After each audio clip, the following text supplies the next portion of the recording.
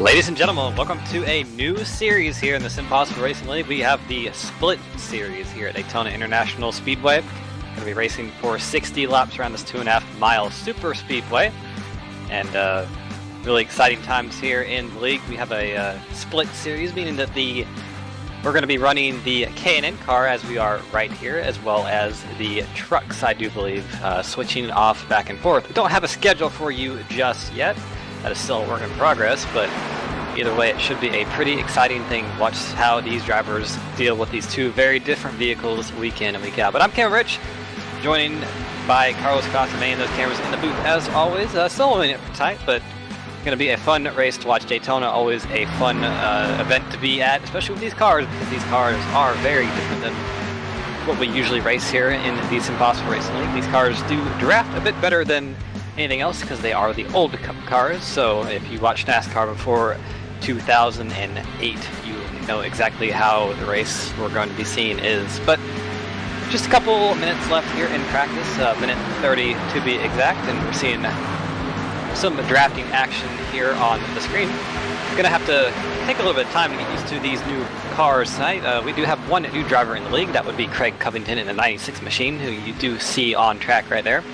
But as everyone else is a returning SimPossible driver, it should not be too hard. A couple new cars, and looks like everybody is in their usual numbers, so it shouldn't be too bad. But see right here, we're on board. I do believe that is not sure, we're on the front bumper of, that's Billy Wise in the 32 machine. He's riding behind the number 9, or I believe that's the number 90 of Travis Sudema. Seeing how these drivers are going to kind of do their last few moments of practice. Not really too much to learn in a track like this. We're kind of just out there to have some fun and see how the draft works, see you can work with well, and really, you know, all about getting those pit stops right. You thought they might have pulled off here to pit, but that is a very important thing to do. Come to practice pit road here, because pit road under green flag at a track like this is a very dangerous thing. Where a lot of wrecks tend to happen, so you're going to want to get that right. But 10 seconds left to go in practice. We're going to have, I believe, single car qualifying for 2 laps, so no open qualifying here.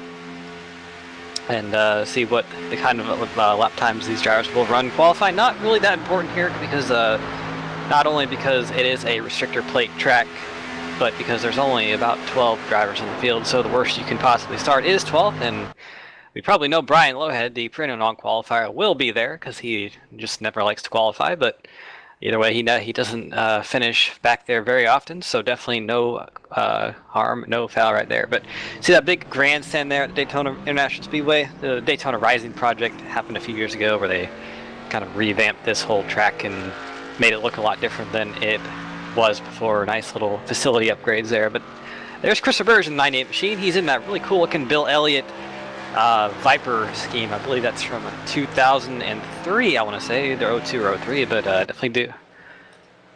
I do remember seeing that car on track, and it looks just as cool in this guy as it did back then. You see those snake eye headlights, very cool touch there, and the venom, or the fangs on the front.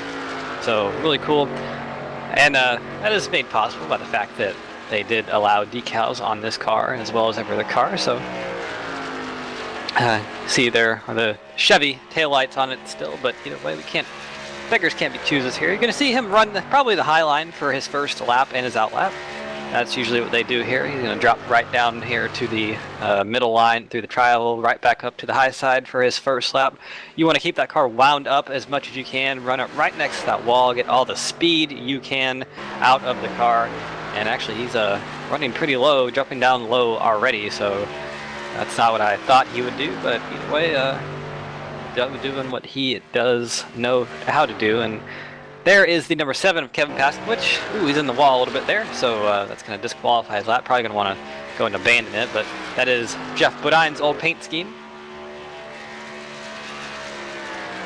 Right there, that's Kyle Zimmer in the 25 machine. That's Harvick's old paint scheme from 2001, the Atlanta winner against Jeff Gordon. Saw him in another league on three wide racing league on SimTV. Finished second in that race.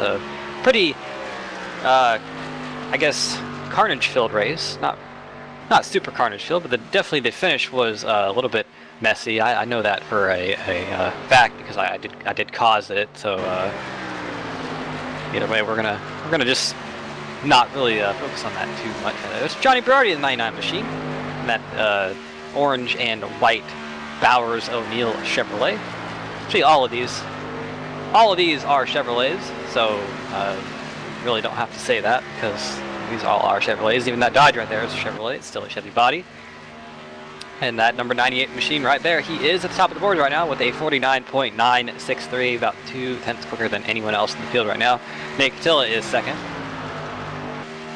2 minutes left to go in qualifying. Really, it doesn't look like there's too many cars out on track. I feel like a few seem to really, actually, as I say that, a couple do come back out. I see AJ Digby out there as well as Fernando Matos.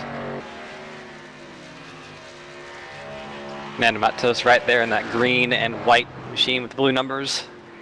Ooh, in the wall a little bit, because he's going to have to abandon that lap, but he's going to pull it right down here to the grass and say, you know, doesn't really matter. Kevin Pasquich up to the top of the board right now with a 49.027. So a very good lap time right there. And these lap times are a lot slower than we saw in practice, of course, because they do have draft in practice. Single car runs here, so it does give you a lot of speed being in that draft, especially for these cars. They only run about 180 by themselves, very slow. And we're going to be hitting around 190, 200 in the draft, so definitely a lot faster. Coming down to a minute to go. Currently your top three, Pasquich, Catilla, and Digby. Only six have qualified so far. So about half the field taking time at this stage in the race. But this is a brand new series, a little bit of a short field tonight, but the series really isn't even finished yet. We don't have a complete schedule. All we know is we're racing here tonight, and we're gonna go from here. So, and we will have trucks next week. Alternating series, running the K&N car and trucks week in and week out. So a bit different than we saw last time, where it was a truck league only. And your champion of that series was Kyle Zimmer. He was able to get that W at Homestead and he was able to get the championship at Homestead. Excuse me, he did not win the race, but he is the reigning champion, quote unquote, of this series, this Monday night series. But only got 5 seconds to go in practice or in qualifying. I don't see anyone on track right now, so I have to assume that Kevin Pasquich is going to be your pole winner tonight. And indeed he is. We are done with qualifying, so getting ready to go for 60 laps of Daytona tonight. And 60 laps of Daytona can either be a long race or a very short one, depending on how clean it can go. And I think we only 12 cars in this field. It probably should be on the cleaner side, but it is Daytona nonetheless, and anything can and will happen here. But I'm going to get your grid situated here in just a moment here. These guys are sitting on pit road, right, getting in their cars and ready to get racing because it is Daytona. Kevin Pasquich, like we said, is your pole sitter. He's going to be joined on the outside of the front row by Nate Catilla in number 4 machine. AJ Digby going to roll off in third, and to his outside, Johnny Berardi in that number 99. Chris Verge in the snake-themed number 98, going to roll off in the 5th spot, and the last qualifier, Kyle Zimmer in the 25. Travis Zudema going to be the first of the non-qualifiers in the number 90, and Billy Wise. Alan Capers, Fernando Matos, Craig Covington, and Brian Lowhead are going to round out your field tonight for 60 laps here. So I don't know, it's going to be a very interesting race to watch, like I was saying, I guess, with these K&N cars. They do draft very differently than anything else on the service because these are the old Cup cars, essentially. So, going to be interesting to see how this race plays out. But 60 laps is very much above the fuel window for these cars. We probably are going to have to see about 2 stops tonight. And Well, maybe one stop. If we can make it to lap 30, then definitely a one stopper. But I think it might be a two stopper, depending on how big the fuel cells are in these. I'm not sure if it's the full 22 gallons or if it's the 16-gallon fuel cell they use in iRacing. But I guess we'll see if once they start getting around lap 20.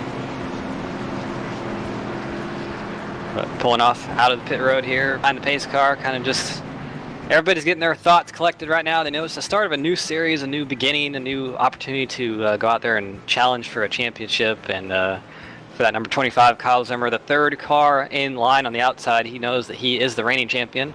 So not much pressure for him. He knows that he knows what he can do.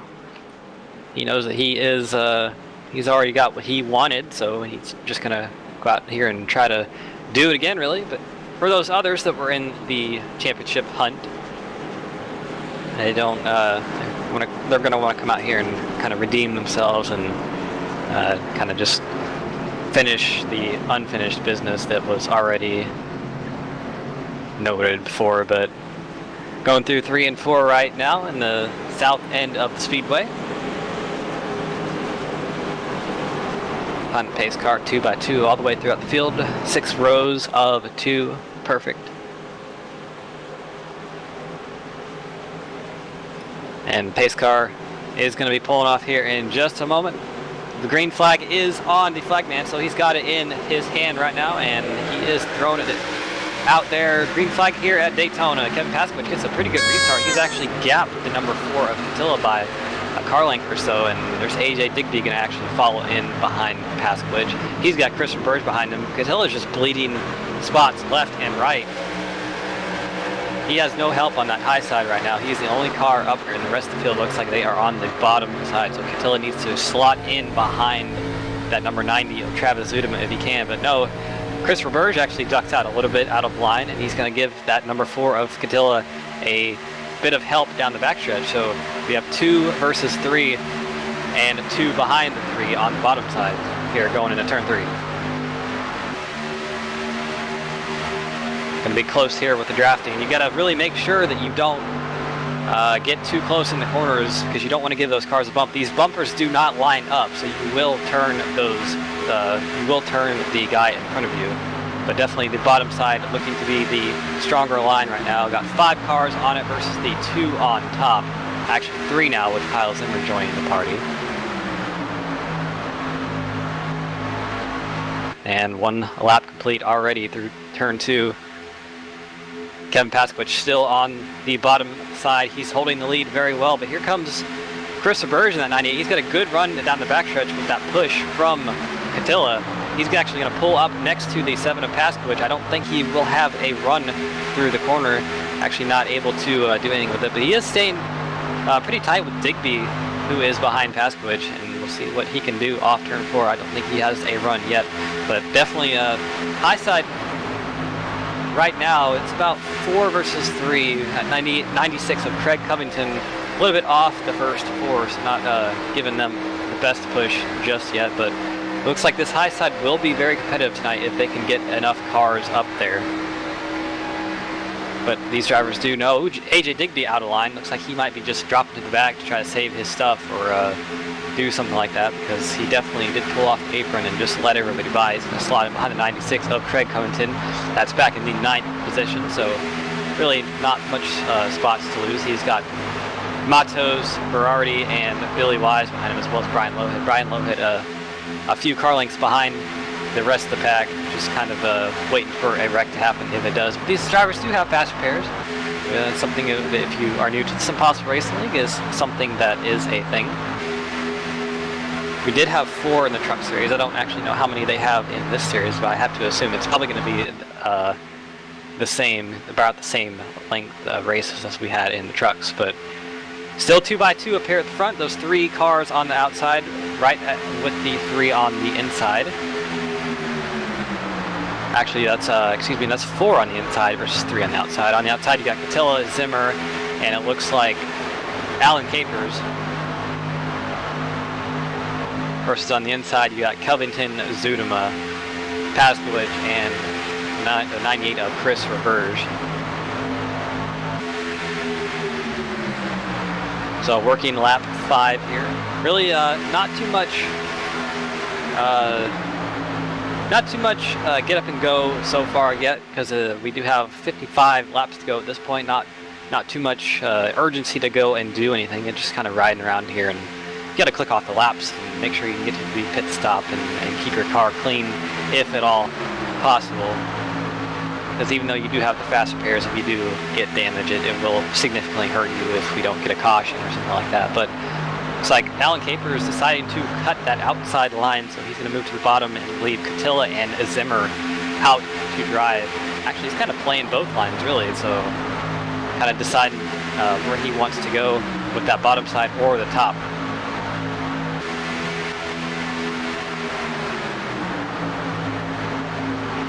Not much changed here at the front, though.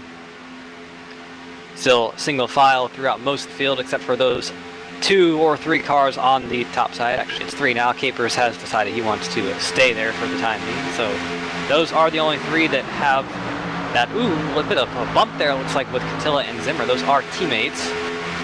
Just Zimmer trying to push Catilla as much as he can. It looks like he might have got him a little bit out of whack, but either way, no harm, no foul. He kept it going.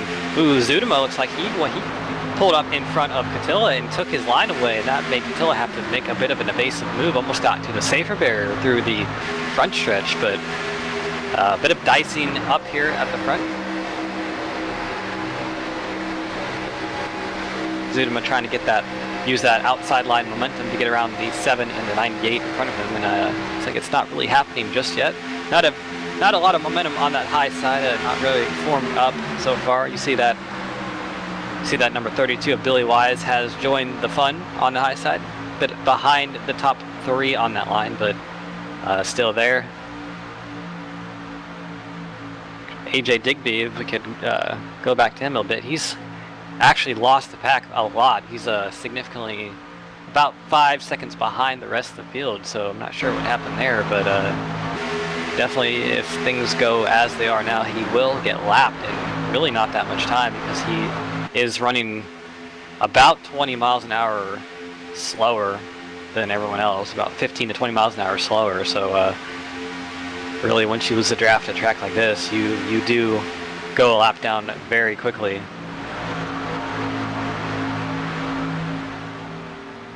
But back here at the front, nothing much has changed. Still got 3 cars on the outside line, led by 4 on the outside line, led by Travis Zudema, versus 4 on the inside line, led by Chris Verge.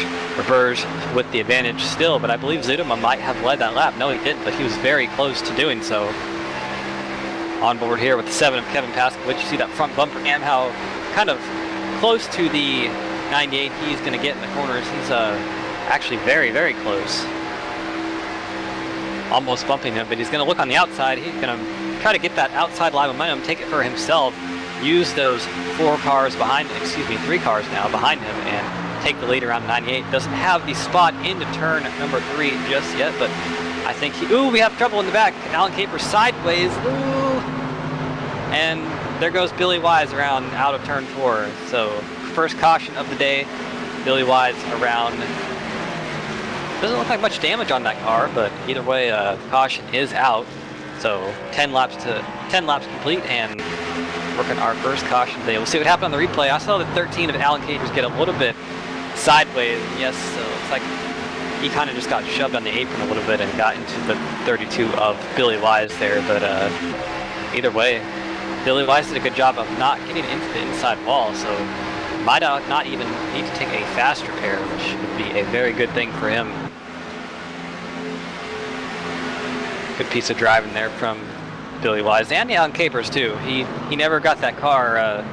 He definitely could have shot the car right again and had a bigger wreck than he had, but would have probably saved it if it weren't for Billy Wise being there. But either way, we still are under caution. So at a track like this, tires are not important. They just really aren't. You would think that most are going to take 2 at least, but you really don't want to take 4 because it just kind of loses you time on the pit stop. But these guys are probably going to want to come in and take fuel. Depending on how the fuel cell is, it might be able to I don't know. I think we still have about one pit stop left to go in this race. But it looks like most of the field is coming down. No, Christopher Burge says he doesn't want to do that and ducks out of the pit road. But it looks like most everybody else coming down pit road, they're going to get that fuel in their car and probably take 2 tires. See a little bit of damage with the back of Kyle Zimmer's car from the right rear. I'm not sure what happened there, but I think he might go ahead and just take an opportunity to fix that with his fast repair. Really, damage here is so important. You don't want to have any damage whatsoever. Kyle Zimmer actually says no, he doesn't want to take the fast repair, so to see who comes out of pit road first. Fernando Matos, I think he might have missed his pit stall. Yes, he did. I went back and watched that, so he's going to have to come down and pit. But the first car off pit road is that number 7 of Kevin Paskowicz, followed by Craig Covington in 96. Haven't talked about him too much. A new driver in this league. We'll see what he can do tonight. Followed by Digby, Zudema, and Catilla. Billy Wise coming off pit road, followed by Kyle Zimmer. Kyle he might have taken an opportunity to fix that right rear damage he had on his car. I'm actually still not sure where he got it, but definitely has a little bit there. But interesting strategy call for that 98 of Christopher Burge to stay out. Like we were saying, tires not important here, so he's not going to be disadvantaged on that end, but I'm not sure how the fuel situation is going to be.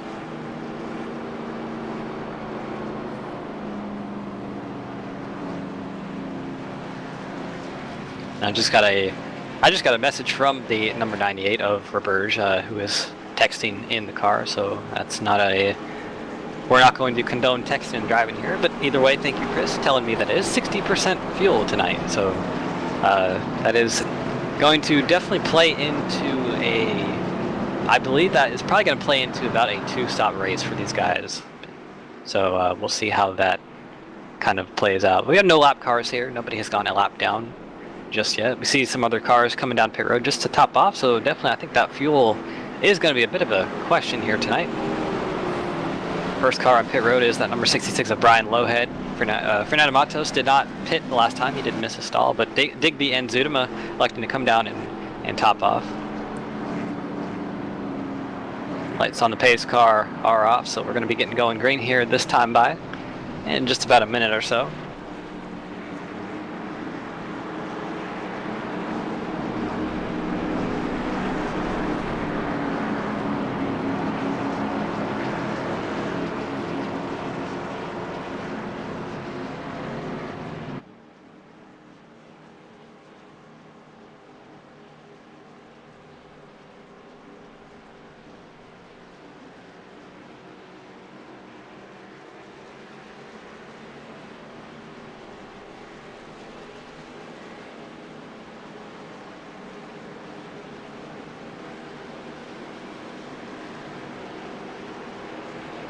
Working here on the back stretch real quick, just waiting to go green again. Your field real quick, we'll just run down the entire running order. Christopher Burge is your leader, Johnny Berardi second, Kevin Paskowicz third, Craig Covington fourth, Nate Catilla is fifth, according to timing, according to he's not there, followed by Billy Wise, Fernando Matos, Kyle Zimmer, Digby, Zudema, Brian Lowhead, and Alan Capers rounding out the field. But I believe Nate Catilla might have got an EOL penalty for something, or is not where time and scoring says he is, but either way it doesn't matter because we're about to go green here in just a moment. Pace car's going to make that hard left onto pit road. Field in the hands of that number 98 of Christopher Burge. Kind of a messy restart there. He looks like he was significantly ahead of the 7 and the 99. 99 did not get going well at all, and still looks like he's having trouble going. Field kind of dicing around him. Sure, it looks like they got it all sorted out. Kyle Zimmer giving Nate Catilla a bit of room, so a good job on his part to avoid a wreck. Those, again, are teammates on the night, but there's definitely a less than ideal situation there. But it looks like everybody got their cars sorted out. But there's Kevin Paskowicz getting around Christopher Burge. He had such a big lead on that restart that I think they just kind of sucked up to him and kind of left him out to dry. So move that number 7 back to the lead. We saw him lead most of the race so far, I believe, and was your pole sitter. So he'll be coming out here tonight and showing everybody that he is out for the win. But with Burge and Alan Capers behind him, those top 3 have separated themselves from the number 96 of Craig Covington by a couple car lengths. And then the rest of the field looks like they are just behind. Bit of a spread out field so far because of the issues that were on that restart. Last place car is about 2.5 seconds behind the leader right now, but it is very easy to suck up in these cars if you are that far behind, as long as you have somebody in front of you just a bit, and everybody does have one. Looks like most of the field is single file on the bottom side. Alan Capers on the high side, kind of getting left out to dry, but he does have help in the form of AJ Digby and Azudema behind him on that high side, and it looks like they are going to hook up in just a moment. Kevin Paskovich moves to the high side. Very interesting move there, but here comes AJ Digby and Zudema on that extreme high side. We got 3 wide here through turn 3. They are saying that they are going to make a lineup. Ooh, Digby in the wall. Kevin Paskovich gets turned around. That was 2 accidents that kind of developed at the same time, but there's Billy Wise getting involved in a wreck again. This time he's going to hit the wall pretty hard. That was a very odd accident. I'm not sure what happened there. Might have been some neck code or something, but really, we'll have to watch, see what the replay says here.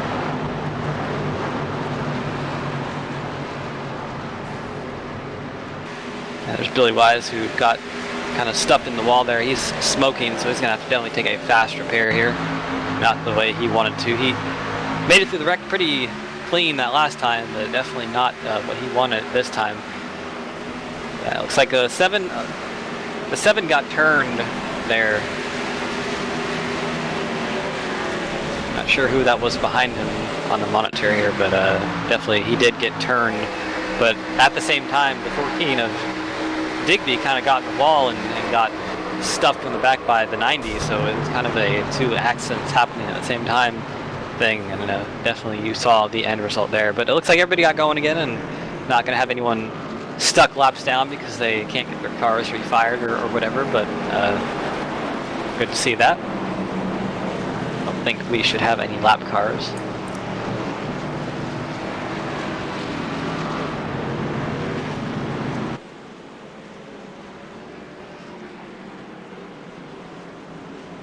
Now have some more pit stops here. Chris Roberge and Craig Covington electing to come down pit road, but Alan Caper is going to throw the dice and kind of just stay out on track, because I believe he did on the last caution, so he is good for fuel as of right now. But definitely interesting when only one car stays out and the rest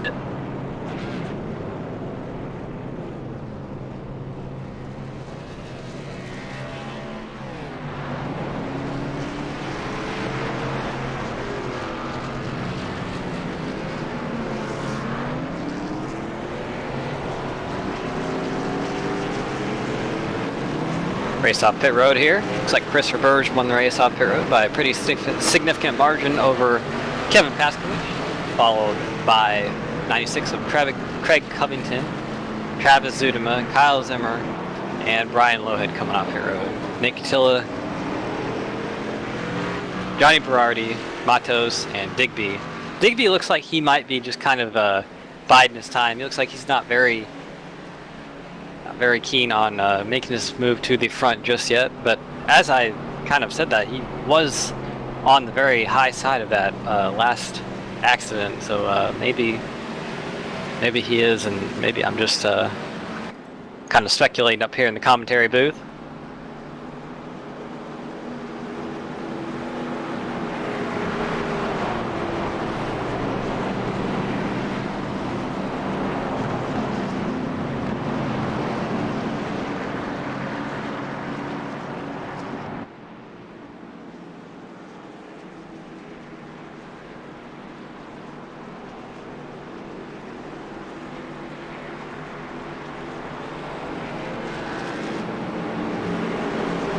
We are working our second caution of the night so far on lap, I believe that's lap 18 of 60. So, see, Alan Capers, our notorious cone killer of the league, kind of missed the cone right there, but I think he might get the one on the backstretch.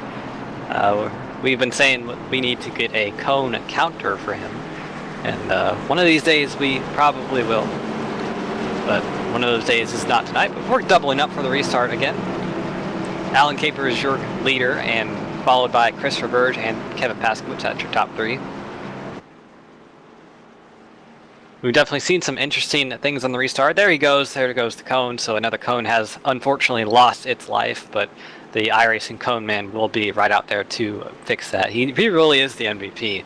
He goes out there and replaces those cones every time Capers decides to hit them, and they always go in right in the same spot. And he's really good at his job. So might have to get him a promotion here in due time.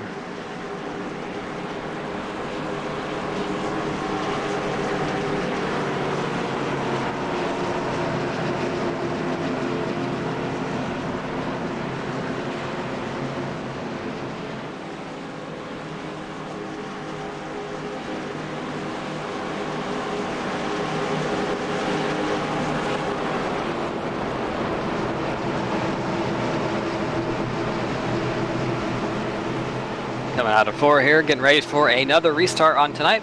Pace car going to make the hard left on pit road, and field in the hands of Alan Capers. Wait for that flagman to throw the green flag out, which he does right now. So all these drivers on the gas, watch for wheel spin, because that is a thing at Daytona apparently now. But that bottom side of Alan Capers gets a pretty good restart. He's going to kind of take the middle line, allow that inside. Ooh, there's contact, big contact in turn 1, and it looks like there's cars pirouetting everywhere. There was definitely some ambiguity there with Capers' move in the middle, and that might have caught Christopher Burge out, but definitely a very odd looking accident. Look, that car just shot to the right. It's like there was some netcode there or something, but look at that car, Jesus. Haven't seen a hit like that here in a while, but definitely both Capers and Roberge going flying. A lot of damage to both of those cars, but they are unfortunately going again here on board with Roberge, and you kind of just saw there was a hole there, but it really, I think that was kind of netcode there a little bit, but definitely a weird looking accident. It's not something you see at Daytona a whole lot. Cars pirouetting like that, but that did give the lead back to Kevin Paskowitz, who has led the most laps of the race so far. We're working our third caution of the night. Have a couple of damaged cars. Zimmer and Covington somehow were in that as well.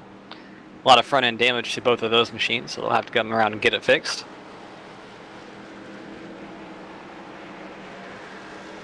Field not quite caught up to the pace car just yet. We have a couple cars on pit road to get their stuff fixed, because they don't want to blow those engines and be stranded somewhere out in the racetrack. But it looks like the rest of the field just about set to get caught up to the pace car and get this caution over with.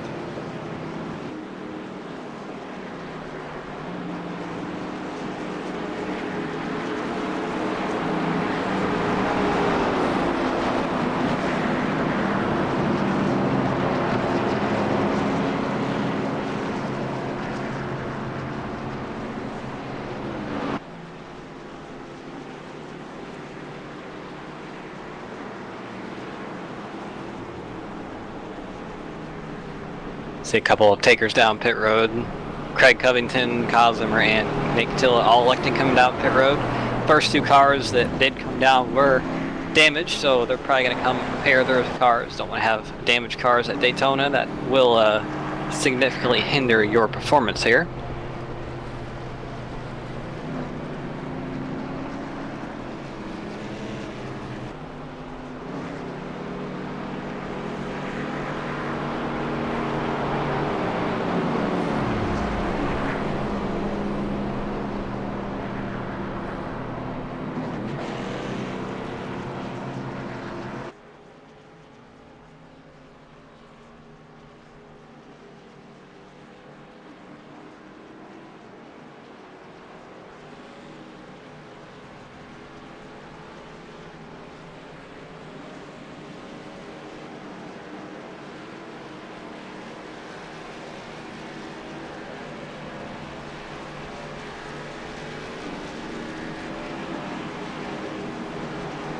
Good thing about having these fast repairs in this league is that we have seen in that last accident, it would have probably been the end of the race for 2, 3, maybe 4 cars, but all of those cars are able to get their machines fixed up and get them ready to go racing again.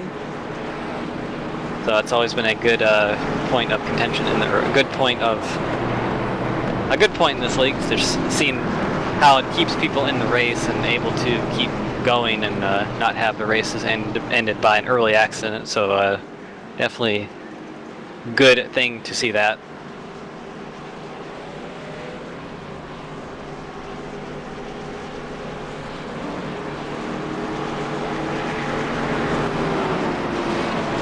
Pace car lights are off.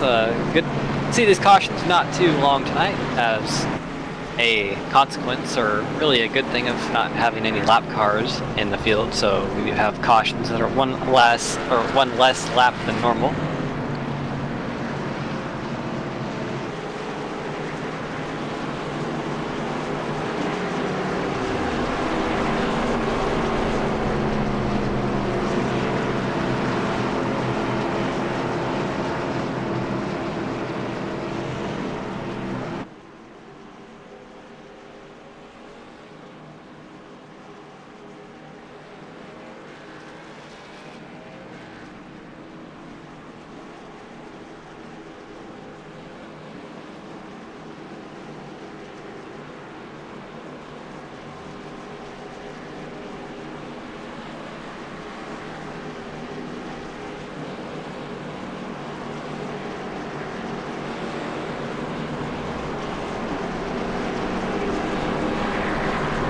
Getting set to go back green here in just a moment. Pace car lights are off. We're doubled up for the restart.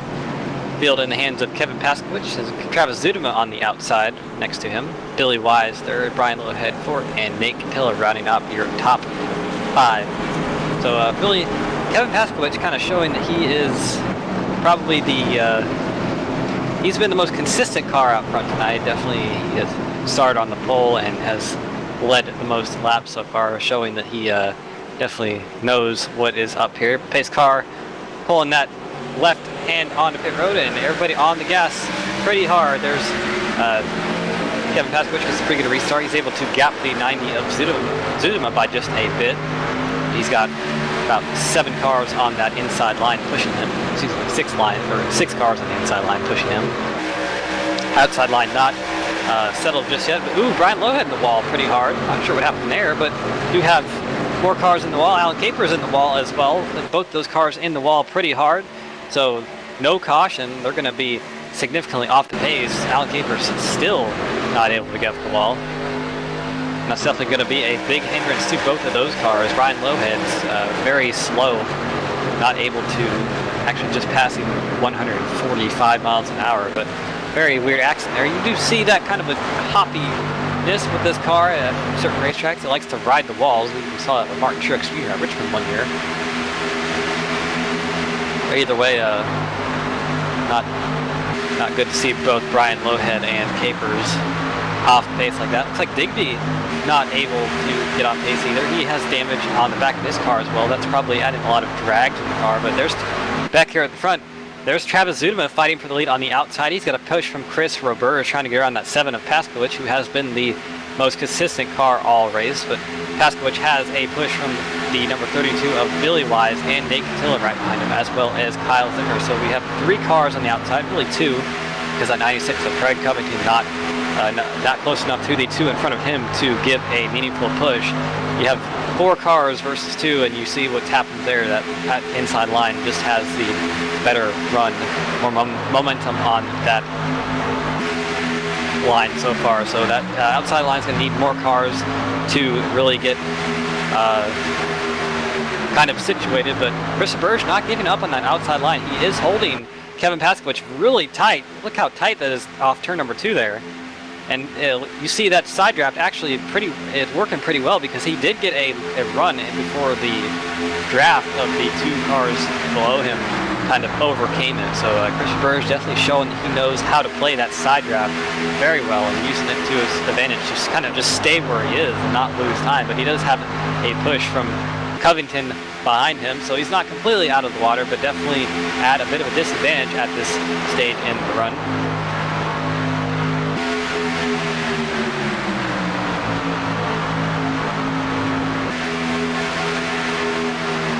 Not much changing up here. You see, you still have those two cars on the outside, Covington and Roberge. Look how close that 98 is getting to the 7 out of turn number 2. God, wow. Very close to contact there, but definitely a lot of skill being shown by both of those drivers to not make contact, and showing that they know how this draft works. We know that Chris Roberge knows what he's doing. Ooh, contact with the number 90 of Zuidema. That is the kind of risk you play in doing that. Chris Roberge now has damage on his front end, quite a bit actually. He is actually showing his left front tire. That's not going to help him at all. Alan Capers on pit road. We saw him in that accident on the restart, so he's going to be about a lap down, maybe a bit more, and he's definitely out of the draft so far. So not going to be what he wants to see, but either way, that 98 of Chris Roberge, a little bit of damage on the car, but it doesn't look like it's hurting him too much. We know he knows how to race these tracks. He is the winner of the B car race from here just a few weeks ago, so definitely knows what he's doing at these types of racetracks, and he is fighting for the lead still, even with that damage on his car.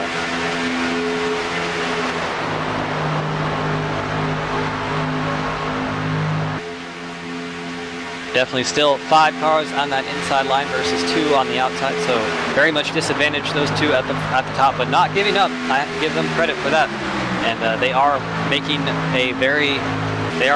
well use of that outside line so far. Really, that it's kind of the 2 cars we have seen out there most often, almost in contact there with Paskowicz and Roberge again.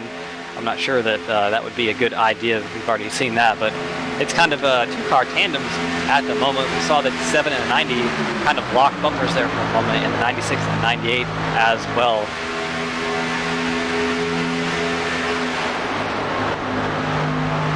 But I think the 98 might have a pretty good run here off turn number 4. Might be challenging for the lead, and indeed he does. He's going to get it, I believe, at the line. Yes, he does. So actually the outside line looks like it is forming up a little bit more. So they do have the help of the 32 of Billy Wise. They're coming up on the lap car of, I believe that might be Brian Lowhead. Indeed it is. He was involved in that accident on the restart, and his car is significantly damaged. So he's just going to pull it off here on the apron, probably come to pit road in a bit because he can't really drive around at that speed and hope to be competitive. It might be just a better idea to take the lap and kind of get that car fixed, but still a battle up here between Zuidema and Roberge. Zuidema getting the run. Ooh, Roberge in the wall hard. It's like there was some contact there through turn number 4, and we saw cars make evasive action. Kyle Zimmer had to go all the way down to the apron. That's gonna spell the end of Roberge's fight for the lead there. He has a lot of damage on that car on both sides, really. That right side pretty well pancaked, as well as the left side, even more so now. So that leaves about 6 cars, I believe, up here in the lead draft, fighting for the lead. And it gives the lead back to Kevin Paskowicz. But here comes Craig Covington on the outside. He's going to push from Billy Wise, see if he can make use of that run. That number 90 of Zuidema is not behind Paskowicz enough to give him a meaningful push, so I do believe that Covington might have the advantage here. Indeed he does. He has a good push from that 32, as well as the help from Kyle Zimmer in that 25 car. See Brian Lowhead there on pit road, getting that car fixed up finally. He's going to be about 2 laps down, I think, so not what he wants to see, but still racing here at the front. There's Chris Roberge on pit road, electing to come down and fix that car because it is significantly damaged. It actually had damage on the roof as well, so very hard hit there.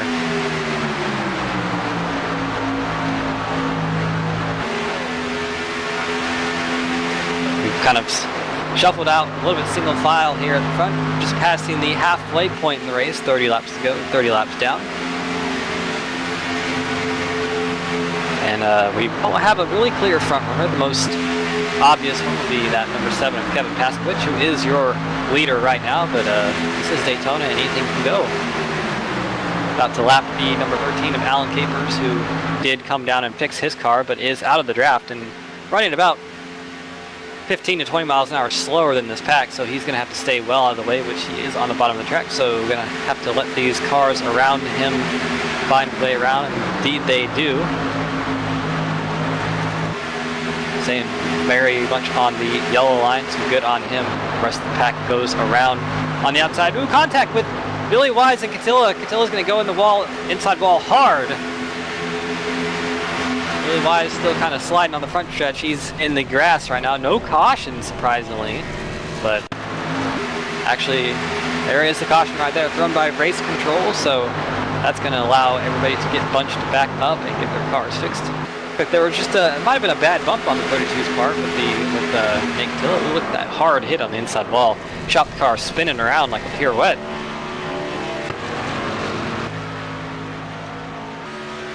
That is good news for that 98 of Chris Verge. He is going to be your lucky dog because of that, losing a lap due to repairing his car. Call it a halfway break if you want, but we are past halfway now and definitely on the flip side of this race.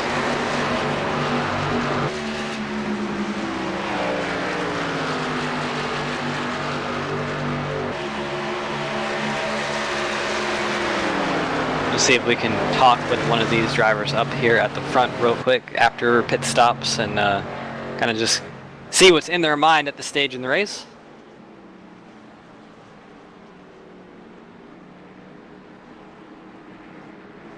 But definitely a very interesting one so far.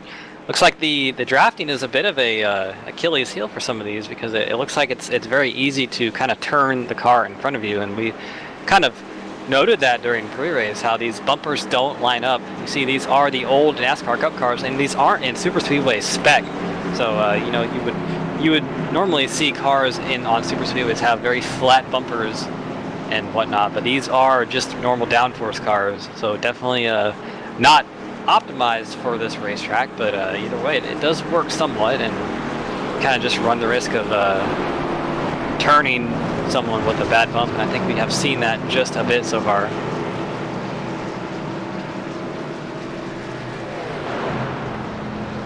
See what these drivers do if these drivers do come down for pit stops. I believe they will, and indeed they do. We might be in the window of this might be the last pit stop of actually, I don't think this with 60% fuel, this might be the last pit stop of the race, but I'm not completely sure yet. Either way, it probably would be a good idea to save fuel anyway.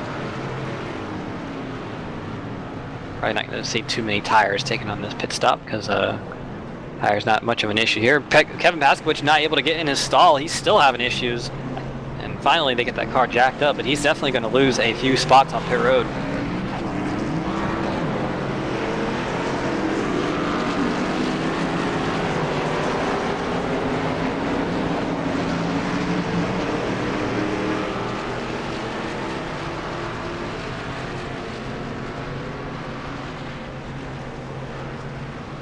As I say that, he did still win the race off pit road, Kevin Paskowicz. Actually, no, he did not. Billy Wise was the first off pit road. Kevin Paskowicz came off second, even with those issues, so he was able to beat Travis Zudema.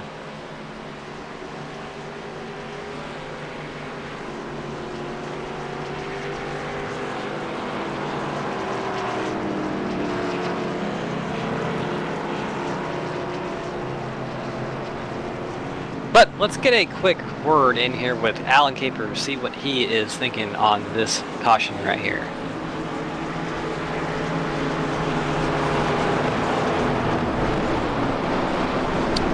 Alan Capers, can't rush up here in the booth, get a copy? Yes, sir, sure do. How are you? I'm pretty good. Looks like you're doing all right there in that Krispy Kreme machine. Looks like you're taking the wave around right now, but we have seen you at the front of the field. So what's kind of your what are you looking to do the rest of this race? I'm getting back. I'm taking my little Kirby butt back to the front. Yeah, we do see that, but I'm a little early. Yeah, how's your another lap? How's your fuel situation looking up there? You good to go on the rest of the race? Yeah, I'm clutching like crazy. All right, man. Well, be good to see you get your lap back here and get back in the fight for the win. Good luck out there. I certainly look forward to it, and hopefully you guys are enjoying it, and we put on a good show. I think the first bit was pretty good, but the last bit should be better. Very well, Alan. Thank you so much for talking to us. Absolutely. Thank you for having me, and thank you for you guys doing what you do. Oh, well, accidentally cut him off there a little bit. I'm sorry, Alan. Watch this broadcast.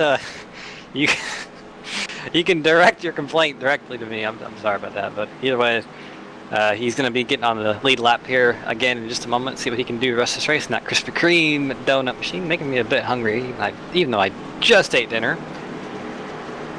But going to be getting back going green here in just a lap or two. See Brian Lowhead also going to be taking the wave around to get back to 1 lap down. So I believe that Alan might be doing the same thing to get back 1 lap down. I don't think he's on the lead lap just yet, but either way, your leader is that number 32 of Billy Wise, who's on your screen right now, front and center. That number 32 green Magical Butter sponsored machine. That's his personal sponsor. See him on all the cars he runs, so good to see a personal sponsor in iRacing. So very well to go check that product out. But at this stage of the race, we kind of just want to throw this out a little bit. We do not have a sponsor for this series. This is just call it the Split Series right now. But if you like what you see, these drivers in the SimPossible Racing League always put on a good show, and we are going to be running this series for quite a while. And go ahead and contact the league owner and operator, Jeff Schmidt. He would love to work with anyone and kind of get some sponsors on board. Definitely likes to work with people. We'll throw your name out there and try to give you some good exposure as much as we can. Definitely, these guys in the SimPossible Racing League do deserve all the exposure they can get, and we'll throw that name out there as much as they can. But definitely a good group of guys to get behind. But we are going to be going green here in just a moment. Pace car lights are off, so we're going to be doubling up here and getting back going green for, I believe, about 23 laps to go, excuse me. So a bit of a sprint to the end. Call it like a Carb Cup race, if you will. I think those are about 15 laps.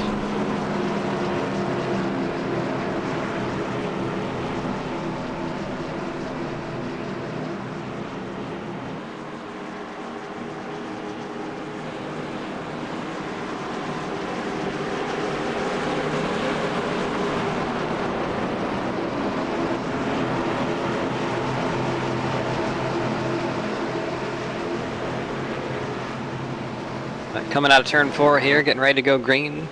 Field doubled up. Pace car making that hard left onto pit road. Flagman about to throw the flag out, and yes, he does. We are green. Billy Wise gets a bump from the 90 of Travis Zudema, and he did get a pretty big shot out to the lead. Going to clear that number 7 by about a car length, but he's that number 7 of Kevin Pasquich, showing he's been strong all day, not giving up. Going to fight hard into turn 1 with the help from that number 25 of Zimmer, but it is 2 against 2 on the outside line so far. Actually, it looks like kind of tandeming up here a little bit. About 2 cars by 2 by 2. Looks like we are starting to get a little bit more kind of settled up here in the front. Looks like that bottom line is the stronger one as of right now. About 6 cars on the bottom versus 2 on the top. But we've seen 2 cars on the top be able to hold against many more on that bottom side. So I think that top side, if they have a similar number of cars, they are the stronger line. There's Fernando Matos has joined that outside line. Haven't talked about him much all race. He's kind of just been chilling out in the back, but when it matters up here, he's going to see what he can do up here in the front. AJ Digby getting his car fixed finally again, and on that outside line as well, but really not showing his strength just yet. See him at the kind of the back of your shot on the outside line. I think he's just kind of trying to save his stuff. We've kind of well documented his bad luck in the league as of late. Really, he kind of got over that after the truck series, but it's going to be always in your mind when you're a driver, especially on a track like this where luck is really the name of the game. It's very here at the front, sorted out a little bit. Billy Wise still able to hold the lead, getting a very good push from that 90 of Travis Zudema. Look how close they are through turns 1 and 2. Zudema almost jacking that number 32 up through the corner, but doing a very good job not to turn him. Good amount of skill being shown there with the drafting. And he's going to have to watch out for his temperature. Ooh, 96 of Craig Cunningham getting shoved out of line a little bit from 98 of Roberge. We saw him, ooh, might have some contact here, yes! 96 of Covington just got into the back of the 90 of Zudema a bit, but Zudema saved it, and really a good piece of driving by him. Saw 96 of Covington just kind of get that offset bump into the corner and just kind of turned the 90 around, so not good to see that, but that did move Kevin Paskowicz into the lead. Kind of the story of the night so far. Kevin Paskowicz able to get his way into the lead, and no matter how, he's always been able to do it. So definitely out here showing that he is the driver that these rest of these cars are going to have to steal the win away from. But here we are, we're on board with Chris Roberge on this gyro cam, showing how much banking there is on this track. 30-something degrees, I believe it's 30 exactly. So you can see how steep that is from in the car. Of course, you don't feel it when you're a driver because G-forces and vision and stuff like that. But it's shown here on the outside line, he's got a push from behind from the number 4 of Nate Catilla, who is a lap down. So is number 13 of Capers, who we just talked to. So mistake on my part, thinking that he was going to be on the lead lap. But either way, if we get one more caution, I believe. Ooh, contact up the front, the leaders. Zimmer and Kevin Paskowicz getting into a wreck. We see there's Alan Capers in the wreck as well. Not sure what happened there, but definitely we're going to have to go back and see what happened, because that was your top 2. I believe there might have been a bump. See, from the back of the number 7, it looks like there was just a kind of a messed up chop block or something like that. But either way, it did result in both of those 2 cars getting sent spinning into the wall, and unfortunately that did involve the 13 of Alan Capers, so he's probably not going to be able to get his lap back here, I don't believe. I don't think that was on Kyle Zimmer right there. It looks like the 7 of Paskowicz kind of started to move up but wasn't clear, so very interesting wreck to develop there. But either way, it looks like both drivers were able to get their cars going again. We'll get it fixed up and get back out here.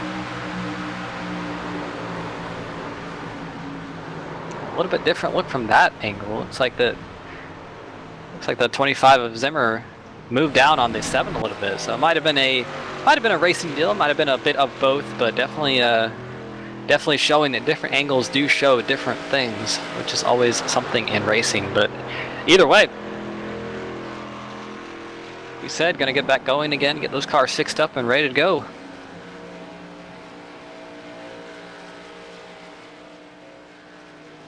About 18 laps to go right now, so we are well in the window of being able to make it to the end on fuel. I believe we have been for a little bit, so just kind of a thing about how to get that track position you want. Chris Roberge, first car to come on pit road. Billy Wise and Craig Covington electing to stay out. Roberge going to bring the number 17 of Matos, as well as Digby, Kevin Paskowicz, of course, and Zudema, who were both involved in the accident. Or Zudema involved in a separate incident where he was shoved out of the way by the 96, but was able to save the car, and he's going to be happy to see this caution because he will be back in the draft.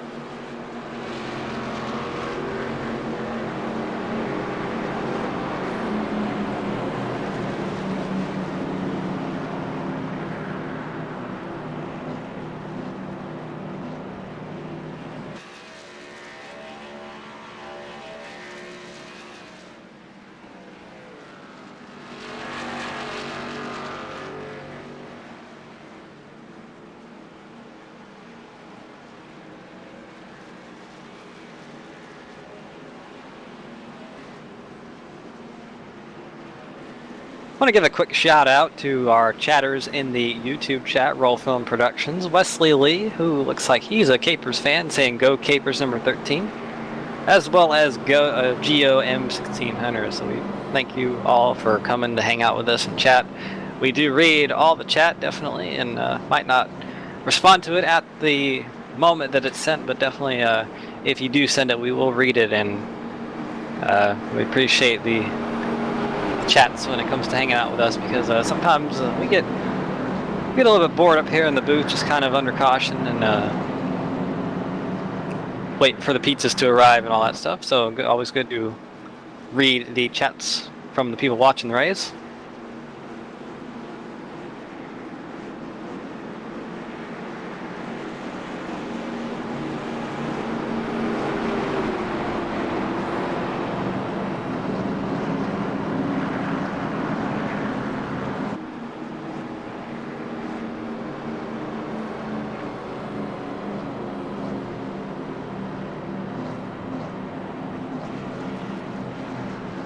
So we're kind of coming down to the part of the race where about 15 laps to go. We're in the realm of where it's really a sprint race, so there's really not much more strategy to be played as far as fuel goes.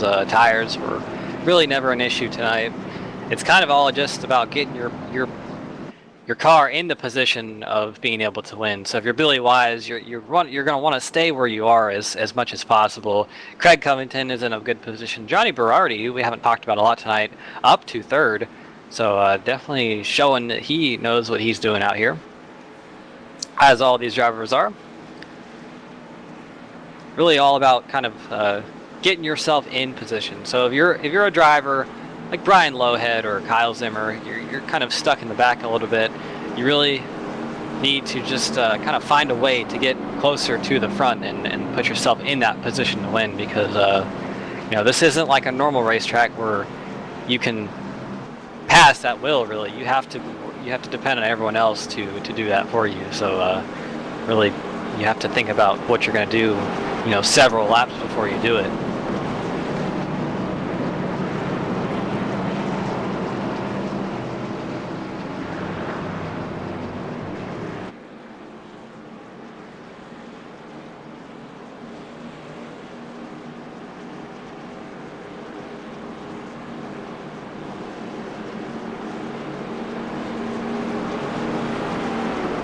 His car light's going off though, so we're going to be going back to green next lap for about 14 laps to go here. Nice little Daytona shootout where we're going to get ready to see. Field's going to double up, headed by the number 96 of Covington and Billy Wise. Covington, of course, in his first race in the SimPossible Racing League, doing a great job out here tonight.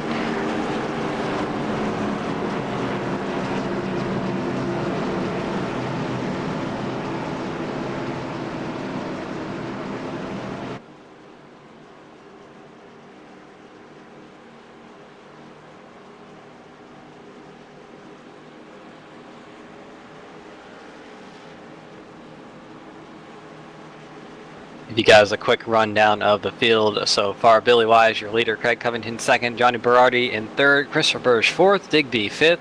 Kevin Paskowicz sixth. Fernando Matos seventh. Travis Zudema eighth. Kyle Zimmer ninth. Brian Lowhead 10th, the last car on the lead lap. And Nate Catilla and Al Capers both one a lap down. So they are going to need one more caution in this race. See who gets the lucky dog, as well as maybe a wave round on one of their parts to get back in this race. But coming through 3 and 4 right now, fixing to go back green here in just a moment. And for all those drivers at the front, it's pretty much go time. Just pedal to metal, see what you can do. Hope luck has its way with you. His car about to make that hard left onto pit road, maybe for the final time, we'll see. But the green flag is out. Billy Wise hard on the gas, Craig Covington hard on the gas. They both hold with each other pretty well. Actually gapped the two cars behind him a little bit. Johnny Berardi not able to get going again. He's going to lose his spot to the 98 of Christopher Burge. So definitely, we saw Berardi on the initial start not able to get going very well, but definitely side by side here at the front with Covington and Billy Wise. Billy Wise on the inside line has the preferred groove, but Christopher Burge electing to go with the 96 car instead of Billy Wise. But actually, no, he's not. He's going to go 3 wide on the backstretch. We're on board with him, and he's got help from behind with the number 7 of Paskowicz. So definitely interesting to see how this is playing out. Billy Wise on that bottom line now he has the run with help from the 90 of Travis Zudema. Looks like the big loser in this is going to be Christopher Burge now, because he lost his help, or he really didn't have a good push from the 7 and kind of lost all of his momentum, and he might be worse off than he was before, but Billy Wise able to lead that lap. Oh, we have some contact in the back. Like the number 99 of Johnny Berardi spun around on the front stretch. Not sure what happened there. We'll have to go back and see what happened in the replay, but definitely he did kind of back it into the wall. He kind of got nerfed out of the way and went through the grass. Almost had it saved, but just came back out on the track and backed it into the wall. So that was not the last caution of the night. Pace car coming out again. I believe the lucky dog might be Alan Capers, as long as he wasn't involved in the accident.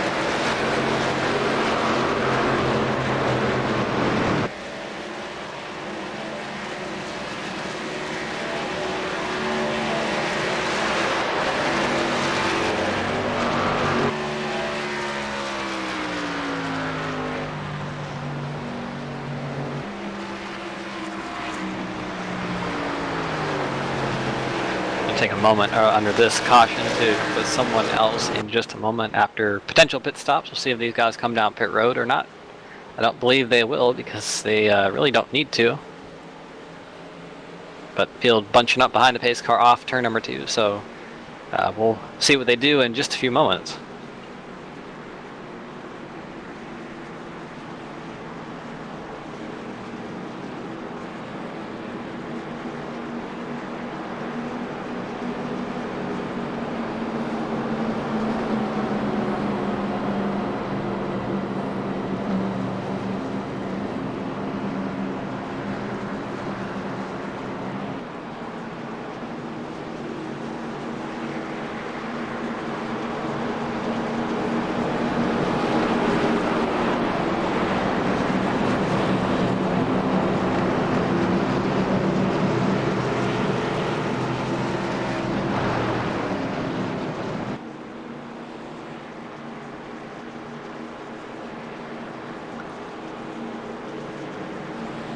Looks like the only taker for pit road is going to be no one. Everybody decided to stay out on the racetrack, as I kind of expected. The only one on pit road right now is Johnny Berardi in the 99. He was involved in the caution. Come out and get his car fixed up and ready to go for the final 8 or 9 lap shootout in this race or so.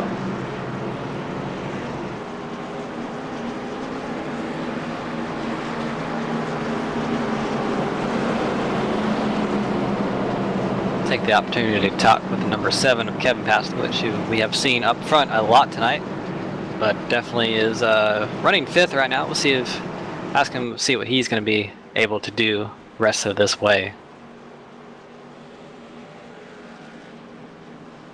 Kevin Pastovich, Rich up in the booth. You got a copy? Yeah, guys, what's up? Hey, it's going pretty good up here. Looks like it's gone pretty good for you out there tonight too. I believe you've been out front a lot. It seems like you've been the car to beat, but in 5th right now. What's your plan to go up there and get back to the front? Drive fast, turn left, hope I don't hit anything. That's a great strategy. I really like that. No, keep it simple. I mean, it's a crapshoot out here, so we're just gonna try and go as fast as we can, and hopefully we don't wreck anyone. Hopefully we don't wreck ourselves, and hopefully we get to the front. So we'll see. It's been a lot of fun tonight. Obviously, these guys are always a ton of fun to race around, and I think everyone made the right decision, Jeff and everyone else, with these cars. It's just a blast. This is actually the first time I've ever driven this car on a track bigger than a mile, so it's been a blast. Yeah, very much. It's been a fun race to watch too. You know, these cars not really tuned for these big tracks that much, but it's always cool to see what they can do. But either way, we will let you get back to doing what you're doing, Kevin. So appreciate you talking to us. Good luck the rest of the race. Oh no, thank you guys. Thank you very much. Have a good rest of your broadcast. That was Kevin. It's Kevin Paskovich. So looks like sounds like he knows what he's doing. Has a Pretty simple strategy, go faster and left, don't hit anything. Usually works a lot of racetracks, except if you're at a road course, then if you don't do that turning right thing, you kind of end up in trouble sometimes. But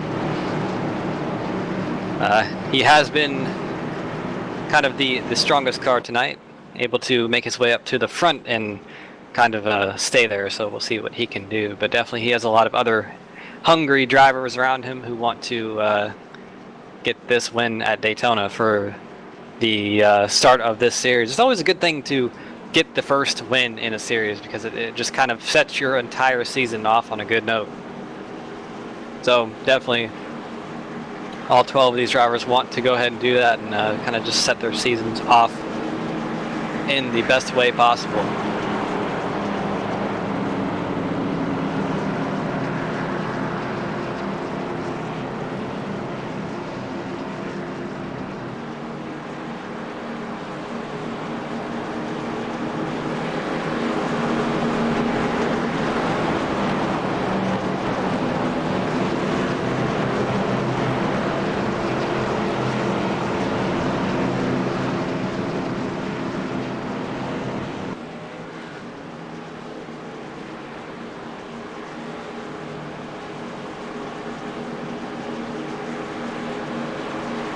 I believe the pace car light should be going off here in just a moment. Yes, they do. So that Porsche pace car is going to be pulling on to pit road in just about a minute's time, or a minute and a half. These pace laps are somewhat long, but either way, it'll be fun to see what these drivers do the rest of this race. It's going to be 8 laps to go in the race, so really not that long, but it's also Daytona, so it can be.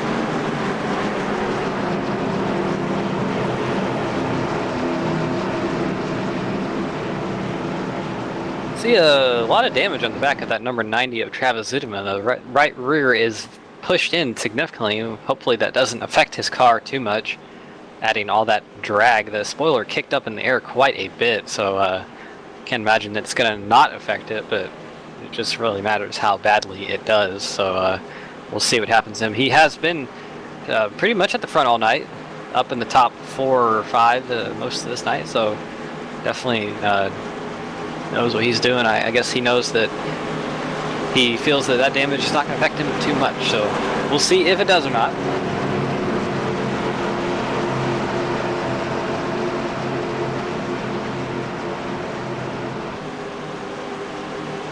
We're coming through 3 and 4, so once again these drivers know that this might be the last green flag they get in the race, so they're kind of just making their final plans for what they're going to do, kind of setting up scenarios in their head, kind of just thinking what they're going to do, plan A, B, C, D, all the way up down to Z. Maybe they're doing Roman numerals if they have that many plans, but definitely it is definitely go time. Pace car is off and green flag in the air. Billy Wise gets a pretty good restart. I believe the 96 of Craig Covington had a bit of a lag issue there, so kind of messed up the 90 behind him, but either way, Billy Wise does have a bit of a lead. To see if he doesn't get kind of sucked around, because we've seen the big leads in this race are not a good thing. You don't want a big lead here because you will get drafted on him and it will kind of result in you getting passed fairly simply, but I don't think that is going to be an issue because right there behind him is that 98 of Chris Verge, a good pushing buddy. He also has that 7 of Kevin Paskowicz, who we talked to under the caution. He knows what he's doing. He's got his plan already settled. Ooh, we have a problem there. Looks like somebody lagged out. Someone's having some connection issues in the pack. Number 96, who we saw on the restart, have some. Looks like he's got it all sorted out right now. We're up here, up the lead, at the lead, fight for the lead, excuse me. Caution behind. Looks like the number 4 of Nate Killa got pushed into the wall. That car is smoking significantly, has a lot of damage on it. I think that we definitely will be going back green again, but it looks like just ran out of room there and kind of got shoved into the wall. Yeah, definitely, flipped over a few times right there, and yeah, it's a wild ride for Catilla right there. And he was a lap down, so he will stay at least 1 lap down. Alan Capers might be your lucky dog, if he had any contact with anything or not. Unfortunately, with iRacing, being involved in the caution means getting an incident at all, even if it's a 0x with the wall, but I don't believe he was involved in anything, so he should be the lucky dog, and see what happens with him. But either way, I don't think pit stops were going to be a thing here, because we only have 6 laps to go, and definitely when we go back going green, we'll have about 3 or 2 to go or so. So it's going to be a sprint to the end, a very short sprint. And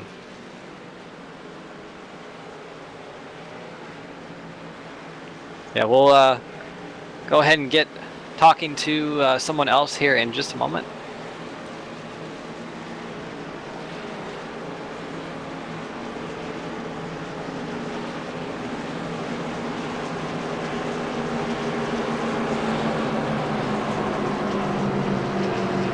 See if anyone decides to come down pit road before we get an interview queued up here, but I do want to talk to that number 32 of Billy Wise up there leading the race right now, see what his plan to stay there is.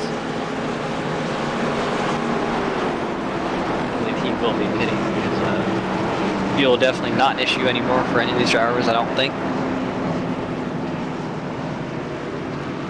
Nobody's even peeking to come down pit road.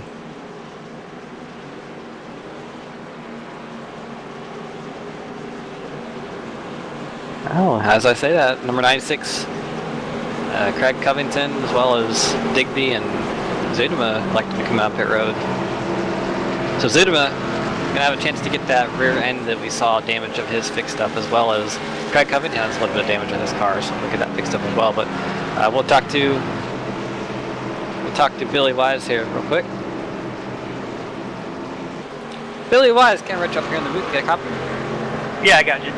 All right, man. Well, you are in the best spot right now. You are the leader, and probably didn't want to see that caution come out, at least for a few more laps. But either way, just what's your plan to kind of just stay there and try to go out there and win this race? I'm just gonna floor it, hold it to the yellow line, and let's see. We should have Kevin pushing us. Hopefully, Kevin can give us a good push, and we'll get to the end. All right. Well, we've seen you kind of inherit the lead from a few incidents a few times. Kind of, playing the Daytona game pretty well out there. But either way, it's working out for you. So we'll let you get back out there and kind of just collect your thoughts. Thank you for talking to us. All right, thank you.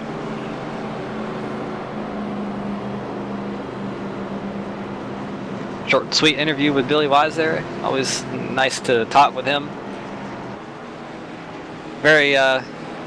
Very simple strategies from everyone tonight. Just kind of telling it, kind of got the gist that all these guys can do is hold it wide open and turn left, kind of just let fate do its thing. So Daytona very much a luck racetrack. We've said that already.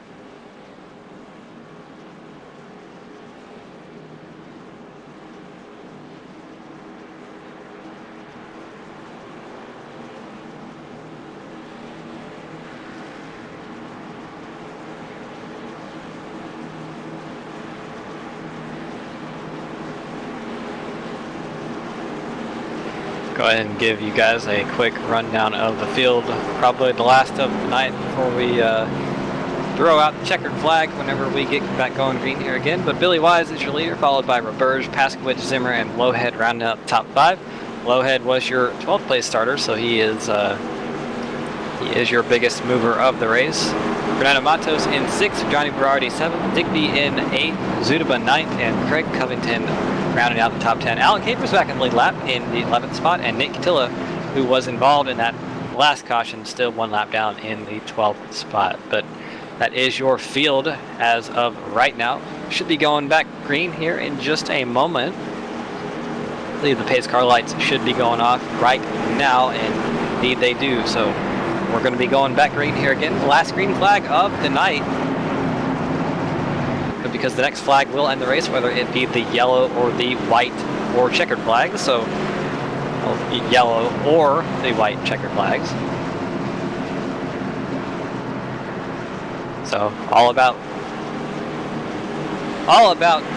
right now. It's kind of just like what we've heard from Pasquich and Billy Wise.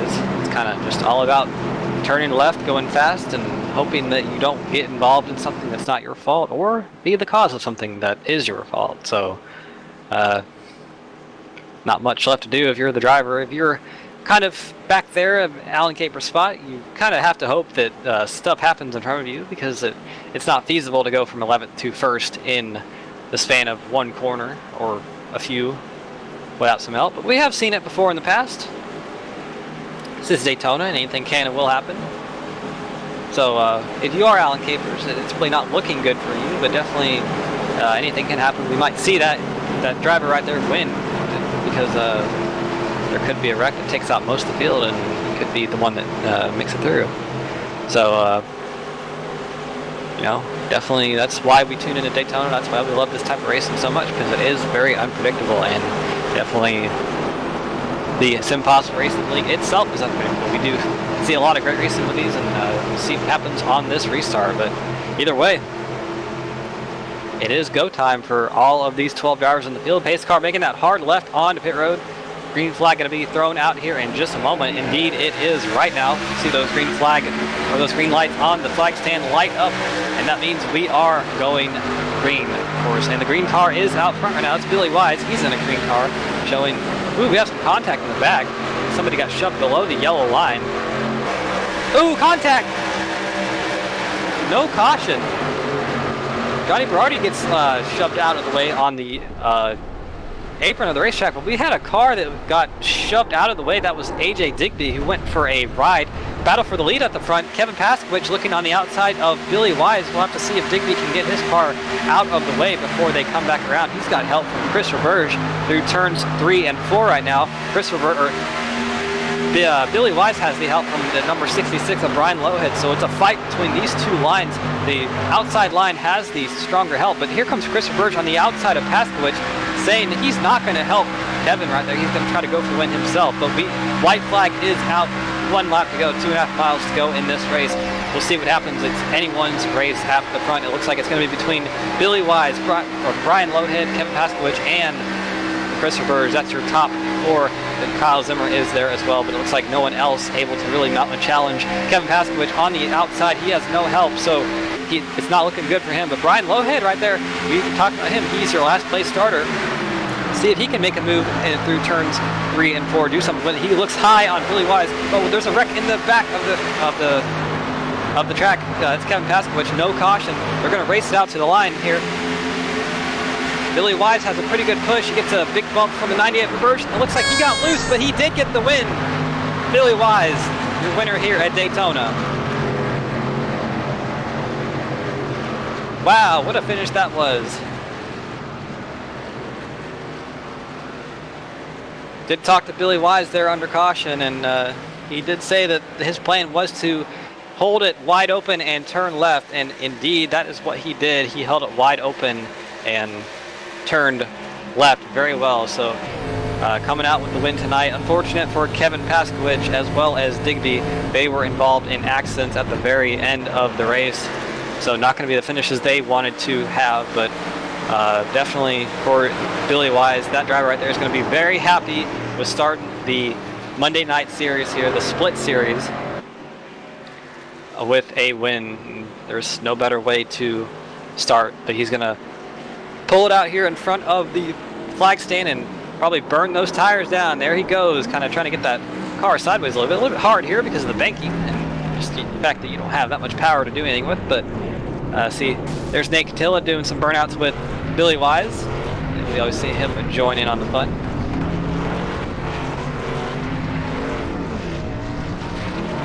Making sure that car does not pass inspection after the race, so we'll be seeing a penalty on that. No, I'm just kidding on that.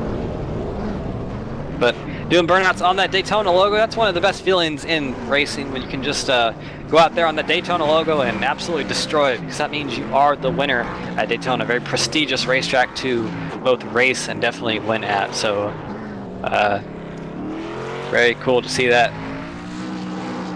But we'll let these drivers now get their thoughts together and get some interviews with here for you in just a moment.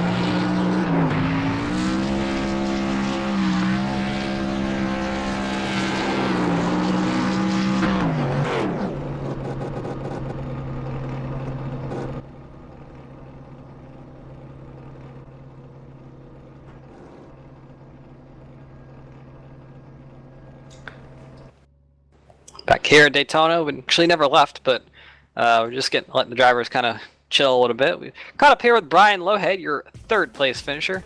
Brian Lohead, Cameron Rich up here in the booth. You got a copy? Yes, sir. All right, man. Well, you started last night. We really always do. We never really see you qualify, but it certainly works out for you. But come home with a third place finish, so very good run for you. Kind of take us through the race in your own eyes. The last few laps I wanted to stay on the bottom because I had trouble at the top, but I was just riding around at the beginning trying to stay out of trouble. Yeah, we saw that. It looks like a few drivers were trying to do that. We know this car is a little bit unpredictable at a track like this. The draft's certainly different than, say, the trucks or the cup cars, but kind of just did you kind of there at the end, we saw you were running and bit behind the 8-ball in the pack. Did you kind of like have a plan in mind to try to get up to the front? Yep. Try to stay on the bottom. As soon as I saw Billy Wise, I just said I'll go with him, and whatever happens, happens. All right, man. Well, first race with this this car and this new split series. Kind of, what do you kind of think of the entire concept of having a split K&N and truck series? Oh, I like this series for the slower guys. I think this car will help a lot. So. All right, man. Well, appreciate you talking to us tonight. Before we let you go, I want to give you a chance to give some shout-outs for the first race of this split series back on Monday night. So let's hear them. Yeah, I'd like to give a shout-out to my teammate Billy Wise for winning the race, and SimPossible and Jeff Smith for putting this on each and every week. All right, Brian. Well, let you get back to celebrating with teammates. So, thank you for talking to us as always. All right, thank you. That's Brian Lohead, your third place finisher tonight. Get Chris Burge here in the booth for his interview. Chris Burge, this is Cameron Rich up in the booth. You got a copy? Yes, I do. All right, man. Well, you finished second tonight, so that's a pretty good run, I'd say. And that really cool-looking car, I must say, I love that. I love that paint scheme. I remember seeing that up on track. But kind of just take us through the race in your own eyes. We saw you have some trouble there, but you got back in the game and came home with a second-place finish. Well, the first one between Travis and I, he did tap me a couple times, and the last one he hit my wall. And then while I was in second place, Alan Capers were in first, and he was trying to move up more, and I couldn't go nowhere. And sort of like he's half blocked, but it's not quite, but it's all right. Then I came back with one lap. Well, one lap down, so that's good. And came in second place, and still pretty good. Yeah, how we saw you, of all people tonight, kind of being able to use that side draft to the advantage. I saw you being able to really pinch the cars on the bottom. Was that something that you kind of were kind of knowingly doing, or was that something that just kind of happened? It's part of the. I know how to do it. It's just depends. Hopefully they could hold their line too. So I'm just trying to take my own risk. But it came out pretty well. Yeah, I'll say. But before we let you go, I have one more question for you. What is your thoughts on this whole split series deal? Are you a fan of running 2 different types of cars each and every week? Well, yeah, it's really good. I wish the trucks would be in Daytona too. So trying to see but that didn't help. But that's okay.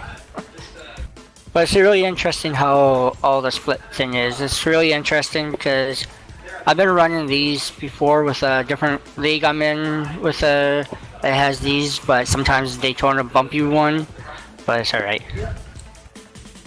Alright, man. Well, before we let you go, I'll give you a chance to kind of throw some shout-outs out there. I know you have some people you want to thank. Yes, thanks to Jess Smith for hosting this thing and getting the league going for us, and I'm really thankful for that.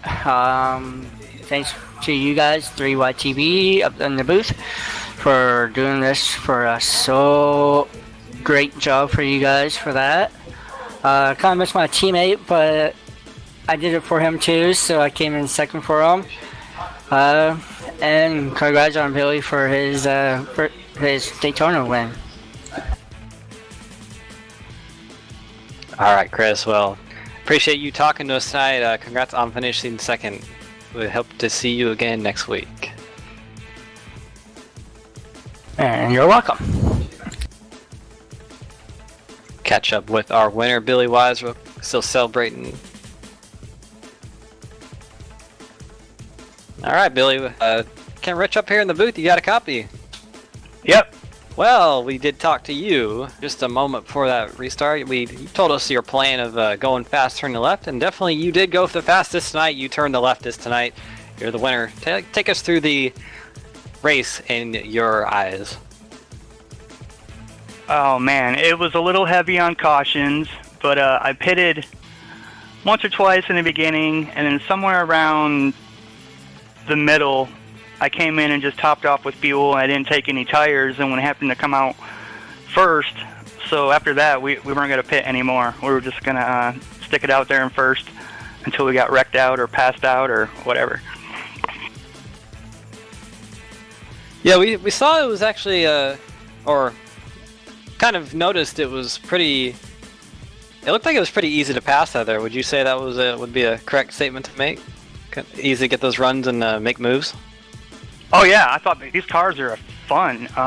The bottom was pretty fast, but the top was right there the whole time. And if the top did get another car or two, they could get a run and definitely make passes on the outside. And yeah, the cars were a blast here. Yeah, very well. You did end up leading the most laps tonight, come home with the win. So, definitely you can't start your season off any better than that. But before we let you go, Billy, and celebrate your win, like we know you will, give you a chance to throw some shout-outs out there for us and kind of just think who you want to thank tonight. First, I got to thank Brian Lowhead, my teammate. I couldn't have done it without him. I was kind of surprised to see him back there with a couple to go, and I was like, all right, well, here we go. And he did a hell of a job pushing me. Perfect job. Didn't get into me too much, but pushed really hard on the bottom. And at the end there, I thought he was going to come around and take the win, which would have been okay. But so I owe him a big thanks, my teammate. And magicalbutter.com, check them out for your herbal infusion needs.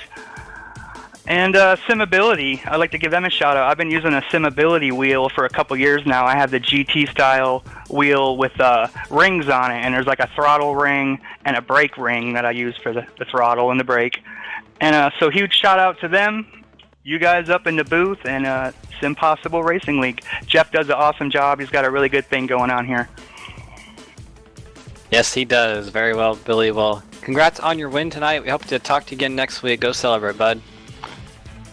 Thanks.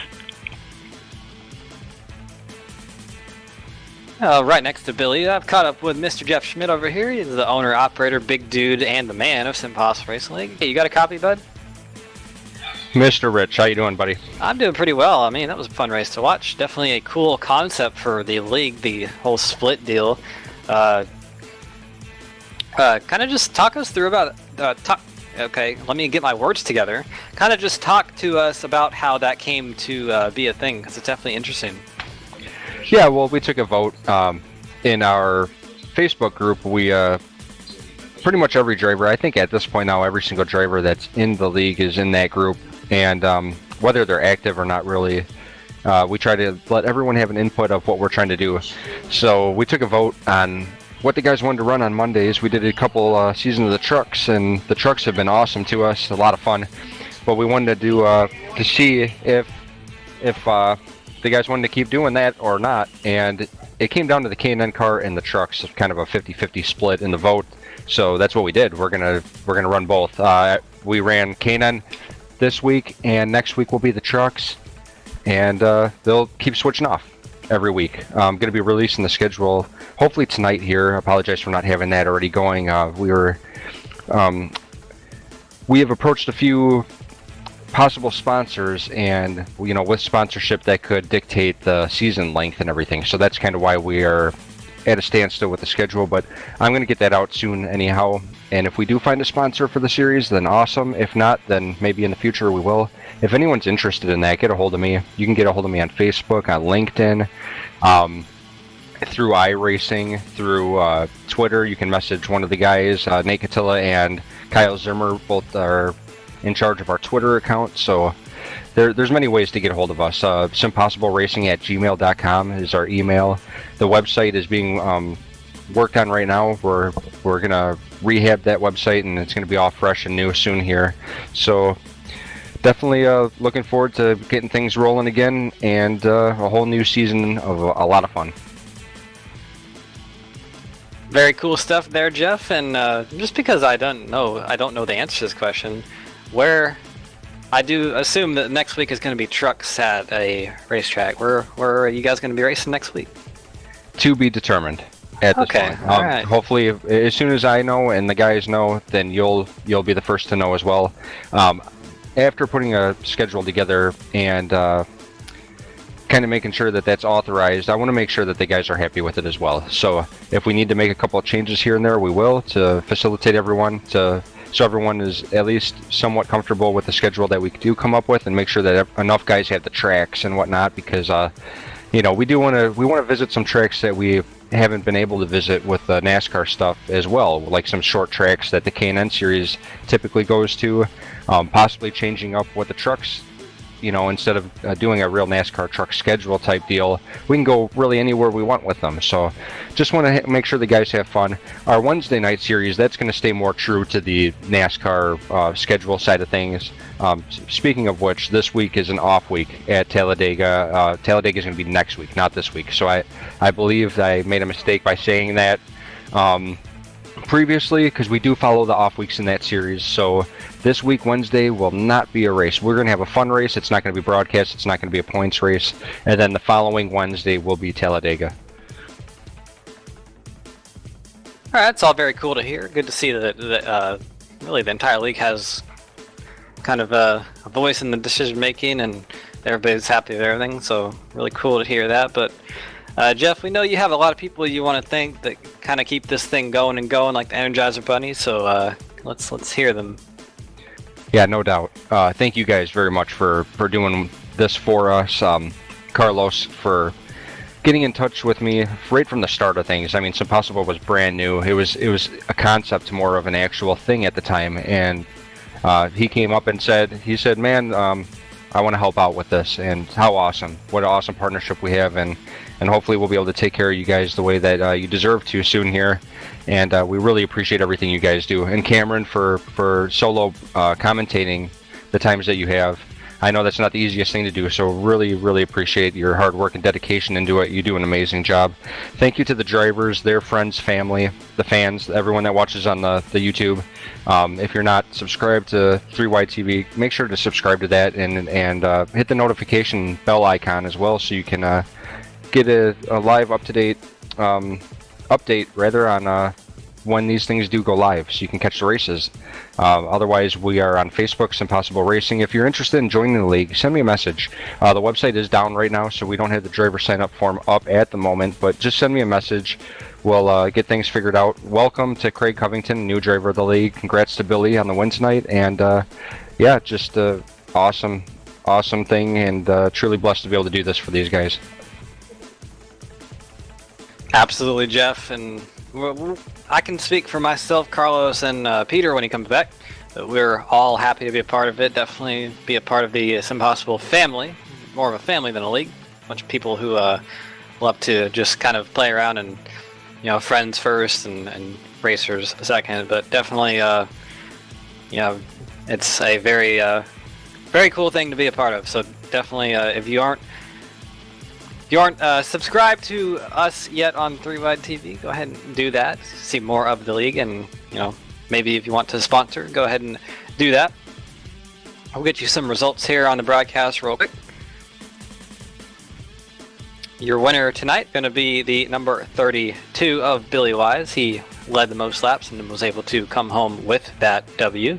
Christopher is going to come home in second, Brian Lowhead third, Kyle Zimmer fourth, Craig Covington, the new driver, coming home in fifth, Alan Caper is sixth, Fernando Mato seventh, Travis Zudema eighth, Johnny Berardi ninth, and Kevin Paskowicz involved in the accident there at the end, coming home in 10th. Nate Catilla not able to get his lap back, finishing in 11th, and AJ Digby, we saw him kind of pirouetting, flying through there a little bit, and he's going to come home in 12th spot. But that's all we have for you guys tonight. We hope you enjoyed the race here at Daytona. Definitely did give you a bit of a surprise ending. But we want to go ahead and thank our partners in SimTV for their cameras each and every week. Give us these shots to show you the races from. And give a shout out to all of our chatters who come in and chat, and all the friends and family of the SimPossible Racing League for supporting everything they do. All of you viewers who come to watch the races live or just replays, because of course YouTube is the thing, so cool that you can do that. But you know, we hope y'all have a good night tonight. Do check back in next week for another race, and definitely if you want to see more SimPossible Racing League, do check us out on Wednesdays as well. So no race this week, but we'll be back next week for Talladega. But that's all we got for you tonight. Hope you guys have a nice night, stay awesome, and you know, keep that throttle pedal down all the way. But either way, that's all we got. I'm Cameron Rich, and with Carlos Costa. Have a good night, everyone.